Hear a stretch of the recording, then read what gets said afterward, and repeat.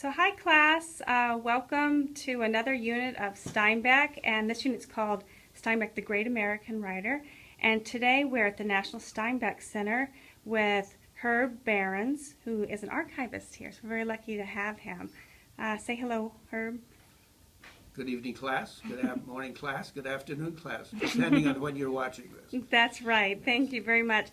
Today we've been, Herb has supplied us with a couple copies of The Pearl as Steinbeck wrote them, which I think is really exciting. And I'm going to switch over to a photocopy in a minute so you can see what he actually wrote a little better. But I just want you to be able to see that we have these long legal sheets of paper, which I've heard are pretty common, that Steinbeck wrote a lot about the feel of the pen and the whole process of writing. So he liked the mechanics of it, unlike today when we were on our computers or our typewriters. Here's a photocopy of the same thing, so you can see it a little better. And if we get a little bit closer, you can see that there's actually not a lot of editing going on. We have a few crossouts here, and it seems to be saying the light at the end had only, and he got rid of from the end and just the light had only. So brevity there, I see. You'll also notice that he doesn't use very much punctuation. It's difficult to know when a paragraph begins. Interesting. I can see that. It's very small indentation. And then we've got just some grammatical things, some just the conjugating of the verbs to make them consistent. So just little things there. Can I look through? Yes, Is that okay? Okay. Let me take a look. So again, we have just, see he's adding looked at in there with the editor's mark. But actually really, really clean. I was at the British Museum. I remember looking at a copy of something written by James Joyce, and it looked like scribbled orange crayon. It was so scratched out. But this is really, really clean writing. Mr. Behrens here was telling me that Steinbeck would possibly have it pretty much worked out in his head.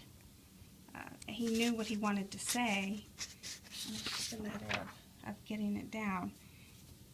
I kind of compared him to Alfred Hitchcock, who used a storyboard for his movies and then knew exactly how the movie was going to come out, and doing the movie was just kind of incidental to it, but of course was the wonderful product that only Hitchcock could do.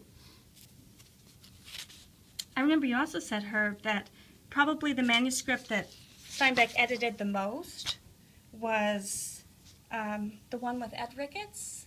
No. Well, probably the one he edited the most was East of Eden, but I see where you're going. Yes, the original manuscript for Sea of Cortez has cross-outs and whole pages changed, and the reason for this, of course, is that Steinbeck would write the manuscript in a small college in Pacific Grove, based on the notebook that Ed had taken, Ed had kept, and that Tony Berry, the skipper of the Western Flyer, had kept, and also what John had remembered in his wonderful memory of things. And then this was written he was in a small cabin in Pacific Grove. He would finish his day's stint of maybe 1, 2, maybe even 3,000 words, walk over to Ed Ricketts' lab, which was about a mile away then on Ocean Avenue. It's now called Cannery Row. And the two of them would talk about what he had written. So when I saw the manuscript of Sea of Cortez, I was surprised at how much cross-out of the whole pages or changes that had been made, which looked much different than the manuscripts I had seen of, in this case, of The Pearl that we're looking at now. This was the result of collaboration. He and Ed were doing working together on this. Well, that makes sense. So when he's collaborating, he's making edits based on Ed Ricketts. And then East of Eden, there's not as much collaborating. There's quite a bit editing. Why do you think, Herb?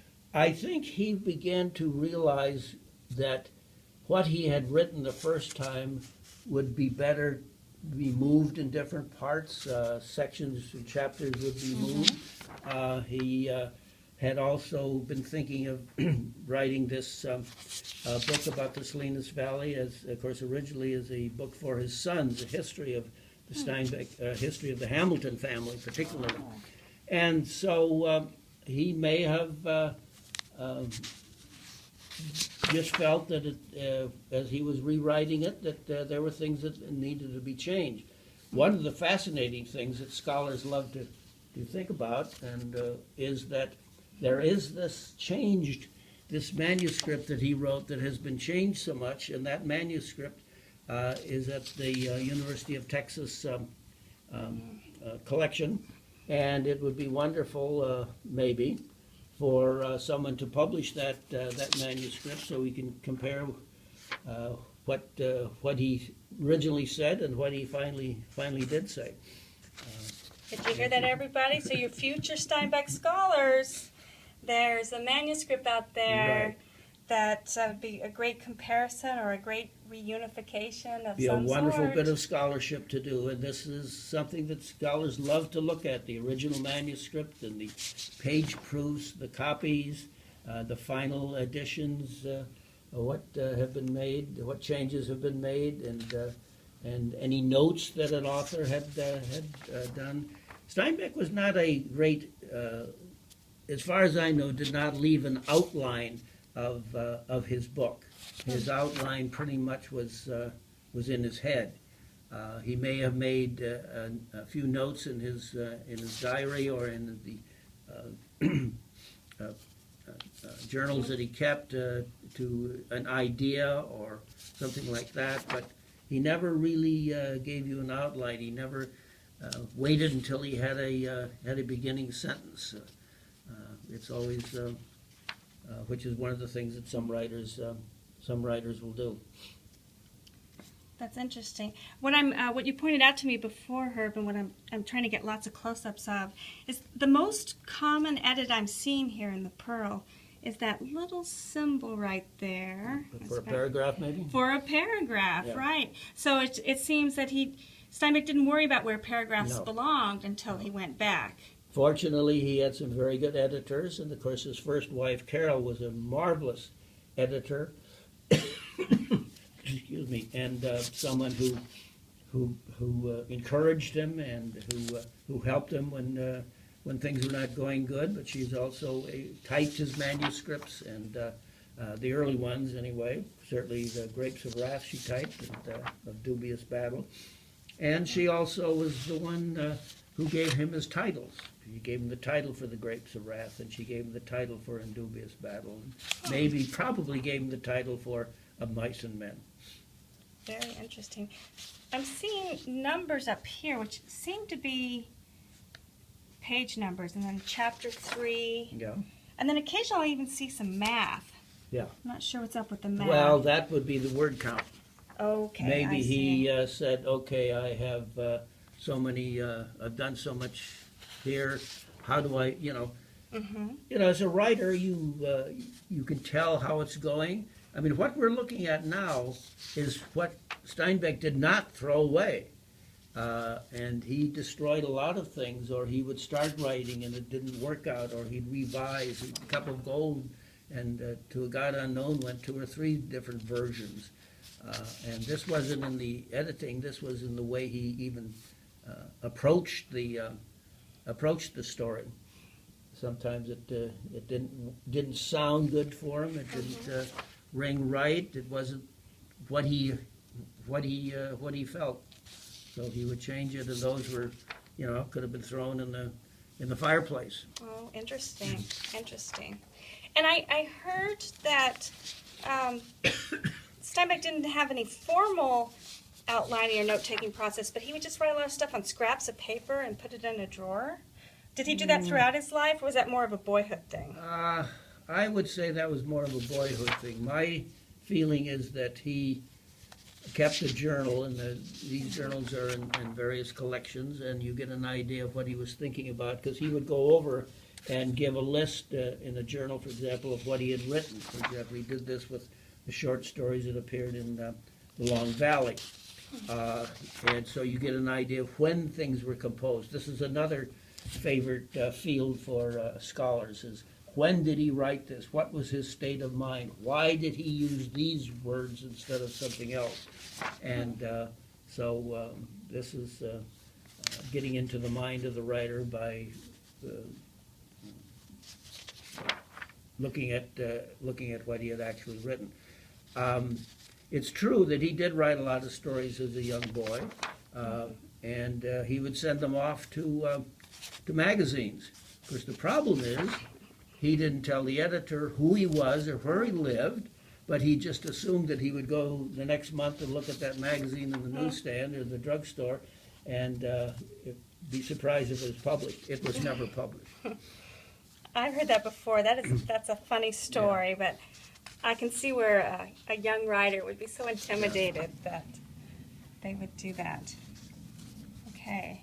Well, this is absolutely beautiful, absolutely beautiful. I'm going to very carefully, as I move over here, this is what's called a Galley Proof. So it's something that the publisher would send back to Steinbeck for edits, and it normally wouldn't be bound. Is that right? That's correct. Yeah. Okay. And this one doesn't actually have any editing in it by Steinbeck, but I can show you where he would have done the editing. Yeah, the wide margins. See, right here, there's plenty of room to edit, to make notes about, possibly even deeper changes. Mm-hmm. And again, it's not just lack of editing here. It's just this one's clean. But it gives you an idea of the pearl from the long legal paper to the nicely printed Galley Proof, and what Steinbeck might do with that. He did almost all of his writing of stories, fiction and nonfiction, on the large yellow legal pads. He started also writing on his father's old bookkeeping journals, because his father was an accountant, city treasurer of Salinas, and the old bookkeeping account logs he would get, and he'd use those. And that's a perfect segue, because here we have a piece of writing from the Grapes of Wrath, the very beginning of it. And this is a reproduction in a book that her provided me, so it's not coming out quite as clear. But you can see that it's got this, G-H-I-J-K down the side. So it's this long legal type paper, but possibly could have been some kind of other type of book or journal that he's using to get started on that. So this gives you an idea of Steinbeck, the writer, pretty clear on what he wants